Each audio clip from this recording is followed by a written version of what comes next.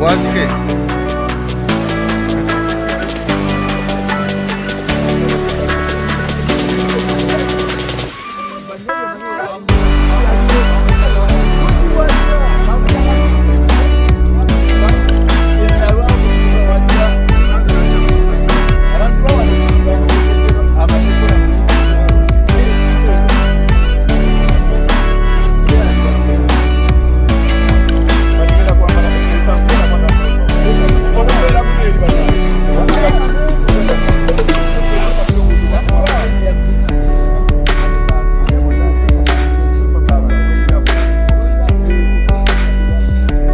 Show Zaje from Mwanje aka Mr. Wagwan program kapya Chimon TV. Thank you so much. Ndine Mwanje oliyemba kakati olike sawa zino balita bamulete. Video ya fuluma 2 weeks back. Audio. Audio. Not video. Audio awezeza omwezi nga fulumye ngera azanya ne kumpeo. Yeah. Okay. Yes so. Kagamba nti bamulete. Bamulete omwana. Okay, kali kesa wazino so eno mwaje tuli mu video shoot tuli mu kizungu side eno wagulu soje tuli tuze twayemko kumboza wa small time nembera nga bogira byonna eno bitambula bitya si bi muganda wange just nembera eriwo ya economy okuba nti namo obuzibu kyekyoka naye ate kitunyigira wamu era mpaba na Uganda amagezi oba n'oyo omuntu andaba nti enembera tetutiisa ejja kuggwa achimanye nti fena kitukola ki kitunyigira wamu so toba nakutya sigala ngogenda maaso n'emirimu gyo bobo badofuna emitwalo 10 kakati ngosobola okuyingiza ena gisanyukire yesebo. Okay. Yeah. Tulaba nti ebintu byolimu bya old school kamotoka kyekyo modo wa zamani ekikumba waliwo na lwaki yambadde boti anti kati no limba lwenakoze lwa afrobeat. Yeah, so afrobeat ebere ino kuwa bwetyo ya oyino okuleta ekintu ekiri African ekigatta cultures like katobo ino bawe ekikadde nti kateze ngoeze twambadde tezikyali ku mulembe naye no Tanzania naye wazira bagambo bakati zino zibayambala ngedde waffe no we Rwanda wazira bagambo bazezo zibayambala ngedde waffe kitegeera ya yensonga lwaki tulese kifaananyi kineno mwena video. Yes sir. Okay. Endo ngetambulitya sofa enongo simbi abantu bampagira banjagala ate nange ekyovola basagala kuzikiza era luno oluyimba balwerinde mugo wa luyimba era atanalulaba genda ku YouTube yange olunonye baluyita bamulete olunyumiro oluyimba lwa Kabenyo oluwerezo omwagalwawo. Yeah. Ani aluwandiika nze kennyini go luwandikira producer wa Mwepikira Beats. Yes sebo amabega ko wali nalaba wali okyusizaamuko ngogenzeeko mu nkiyita kibala nogenda yokko ne kati bwempuliza music oluyimba luno bamulete nabanga ogezako atokomawo then atolwera n'ennyimba zempulidde mu kaawo ezaddemu ezikyali mu studio nazo era nendabya ddala nga Mwanje yo yennyini. No just nti nze ekyo nakikola okugezaako kulaga abantu nti omuyimbi tali limited. Era ebiseera ebyo olaba nakuba mwenye nga style ondala nenkuba gondagonda nga style ondala nenkuba silent nga style ondala kati nenkuba n'olwo kati olimba olwo gwe olaba oluwuliriza lumalayo buli style gwe gy'omanyi alo lwattogaba lwogamba olw'ekibaala nakuba nga luli mu style ya afrobeat naye nga ate mpaka luyimba luwanvu nnyo nti lukuba paka mu dancehall paka mu oba R&B asobola okulunyumirwa oba afrobeat asobola okulunyumirwa. Just gwe kyolina okumanya nti nalingezaako balaga nti ndi versatile saagala nnyo muntu kubeerawo ngalowooza nti Mwanje alina kubanga ayimba kino bwekiti. No. Simanyi bakibabuzaabuza ate bakibabuzaabuza then be bamanyi. Ate nze kiri gye ndi okuzimba omusingi gwange nga bwe ngwagala kuba nze manyi kyenkola ki kyenjagala okitegeera so nze nkitwala nti music eringa nimiro yange ntobekamu buli kikola ki kyeneetaaga okuteekamu oba kalumonde oba mufene oba apple oba ki oba kitegeera kati tosobola kuŋŋamba mbu nnimemu kimu oba kitegeera so abatabitegedde ansonyi wandeke nkole bye byenkoze. Okay. So wasazeewo mu video eno kwambala kikadde kukozesa kikadde byonna muganda wange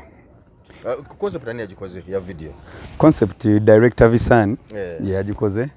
era ne video yagikutte ndabiko no musajja Douglas Douglas Levixon basajja bagamba no man za Nailand musajja omubanja tagala kunsasula basajja bakwatagana munnange balina okukwatagana no man za Nailand mba mwina okubanga muyambagana so kye bakola kya kabinyo baba no wako mulungi yes balungi nnyo era kati nkwata video nenga manyi sure egenda kubaki egenda kuba nnungi yes okay ani akuyambyeko mukola botumanyira oyogede ku economy wono nga tutandika ani akuyambyeko okubanga otekamuko kusente because olina management tumanyi na kuzino mucha ochali nayo oba mwayawukana management za force manyi bantu mulimu guno abantu abamu bagujjamu nga ate bambe balina emirimu emirala engeri gye twali mu covid bagujjamu nga balina emirimu emirala kati we batuta ne babakebera ne batandika okukwasaganya ate nange ne nensigala nga neyongerayo era abantu addemu ssente ezikoze video eno bawagizi bange okukulanga etambula bawagizi bange abampa ku mirimu abampiteeyo ne mbayimbiramu video tugisuubiredde okufuluma mukingemu yakube fulumye yatanso okotala ku social ku mitimbagano gyonna boterevu nnyo radio ne radios because your audio ku radios jali tujagala paka ku trace eno kuzanya paka eri ku trace music obadde otya nawe okay kali abinje bitambula sofa mugwanga Chaluo Levixon awo sebo yatukubye kawo sasaga yatukubye surprise awo netwewunya tugamba desire Luzinda wagwa omwana yatusonye ekintu oyo wadde okyewulira bati golozani atewulira desire dala atewulira desire era omwana yatusonye ekintu naye alhamdulillah yeyagale nabe wana ba social media awo mwana abana bali nettima abana ba social media awo sebo nga batanze okujja bufaananyi bwa Lwasa ne desire Luzinda awo babuteeka yawo nga bagamba bino mubijjukira ensibu etyo ebyo bibeerawo so negati kati nga gwo muyimbi ali mu system ali mu industry eyo abanji bolabye abayimbi olowooza relationship yaabwe esobola okuwangaala relationship desire ne Levixon as long as nga banyumiddwamu akaseera ke bali bombi ebisigadde saagala kumanya oba kitegedde ebisigadde kalona yamanyi baba bawangadde oba tebawangadde ensibu etyo naye baba nyumiddwamu okitegeera kyekikulu okay nga bwe nkutegeezeza wali nti nabe projects nyingi nnyo eziri zempuliddeko projects zempya endala eziri ng'oggyeko bamuleete n'olwendala ezijja ezakabi tuzisuubire ddi tukusuubira okuba nti buli luvannyuma lwa myezi ebiri ogenda kutuwayo oluyimba ne vidiyo no sigenda kukola bwe ntyo tewali anzirusa misinde sipapa naye kyenjagala obakakasa nti ngenda kubamba ngamba wawaaka nga buli luyimba lwendeeta lwakabi nga lumalayo okutandikira ku video audio nalese n'abayimbi abalala basatu together ne tukola group gye bayita first grade music oba giyite bandi era nabo sawa yonna ngenda kuba nta video yaabwe audio ye twamutadde sawa yonna ngenda kuba nta video yaabwe kwega balabe ekintu nga kigenda kugejja ekintu kineeno kibayitirireko era abawagizi mwongere kuwagira mwongere kunsabira abanjagaliza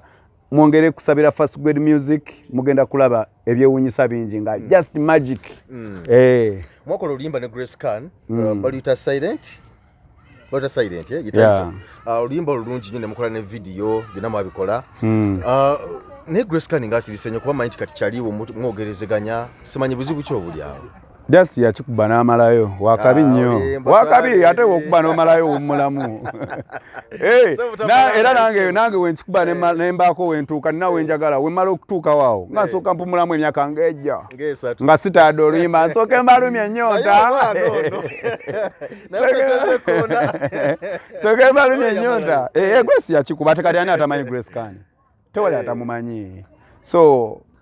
ne bwemba nze nange kyenwana buli amu kubanga mmanyi era kasanka era nga nemanya nti Uganda yo nemmanyi Kenya emmanyi Tanzania emmanyi ng'okita nsooka mpumulamu emyaka gyange egyo nga mbalumya eri abasajja bamanyi abalemeddeko Kenzo olaba akyalemeddeko naye nga tyakikwanyo ne BET yagireeta buli muntu alina Kamiri akyazireta kati addamu ne zeyayimba era n'azizza bujja remix buli muntu alina kyagala naye nze kati nze guno olaba kati nze nzuuno naleesedde abayimbi abo basatu era nsaba na Uganda babawagire bana bafuke bakabi nze njagala kukola ekintu nga buli upcoming gwenda balina talent teri amundabira naye gwenda balina talent ng'omuleeta bana kyabo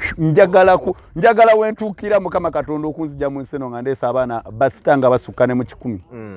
kati nsazeewo ngenda kufiira kwabo era nsaba Mukama Katonda mpa omukisa n'abagizi bange babawagire bwe bamala ntandike ate kati abasatu bendeese bwe bakikuba ne bamanyika olowooza ekintu kibadde kiggumidde kitegeeza kiba kisobola okuyingiza buli muntu buli muyimbi alina talent kati nze nga lwaki siwumula nsegenda abeera nga babasajja omusajja akikubye wakabi talina yadde record label eri awo eggumidde nogende kati bano music industry bamwagaliza bamukotogera bukotogezi newankubadde nti n'abayimbi nabo oluusi bamenya emitima kati bambi Waiki Benda yali agezezaako okukola ekintu ekyakabi ne bamenya emitima naye regardless you move aleeta omulala tazikiza era namulabye nga alina Chambers aleeta omulala tazikiza ne Chambers ne bwagenda ngaleeta omulala bwe birina okubeera yali akubye akayimba kawa kakabi nokola video no budde bugenda nabuka nange kale ngatumalirize katono gundi bandi yamu ya Eagles production then Eagles omusajja yaddamu mpya batambula abadde no baddeeri ne Bettina bamulina nali nsubira nti ogenda kuddayo Madam nainze contract yange yali yaggwako naye era bwe baba neetaaze misinde wekisegeera misinde nedda bwe baneetagira nti enwe jangu nzirukirawo nengenda nenkikuba. Okay, kale toyanzige mbadde ne Henry Mwanje akayimba bamuleete video atugambe genda kufuluma soon so tugirinde genda kuba yakabi nnyo butubadde onako olwaleero so kwagaza birungi byereere Geoffrey Mayanja aka Mr. Wagwan webale kumbeera munywanyi webale kunjagala bro webale kuba musajja wa ddala era tusiimira ddala amina yesebo kyakabi kale muganda wange